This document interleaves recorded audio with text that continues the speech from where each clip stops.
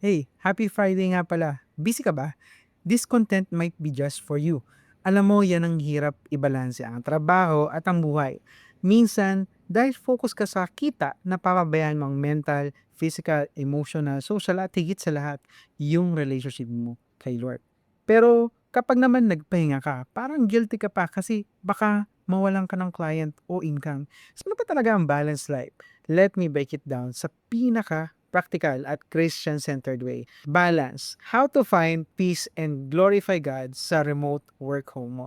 B. Begin with thanksgiving and prayer. Minado ko, di ako perfect dito, pero as much as possible, I start my day with gratitude and prayer. Hindi lang basta, Lord, thank you, kundi binapalikan ko lahat ng na-provide niya. Faith booster yan, kapatid. Kung ginawa niya noon, gagawin niya ulit. For sure. A. Affirm your identity in Christ. I am not defined by my work. God loves me for who I am. God works not because I perform, but because of who He is. Grabe no? Kasi minsan nakakabit na yung worth natin sa title natin like VA, editor, coach, breadwinner. Pero si Lord, di ka love dahil sa trabaho mo. Love ka niya. Period. L for listen to God's word. Kahit isang verse a day, you can't expect to hear from God kung di ka nagbabasa ng word niya. It is in His word where He reminds you, be still and know that I am God. Do not worry, you are mine. A attitude check. Minsan, hindi workload ang nakakapagod kundi ugali natin. Yung complaining, negative thinking, comparison. Let's be mindful of what we think, say, or do. Not every thought is your truth. Learn to take every thought captive to Christ. And no, no is holy word.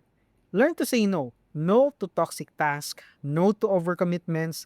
Saying no to stress means saying yes to peace. Set your boundaries, especially kapag work from home ka, katulad ko, close the apps, mute that notification, protect your peace.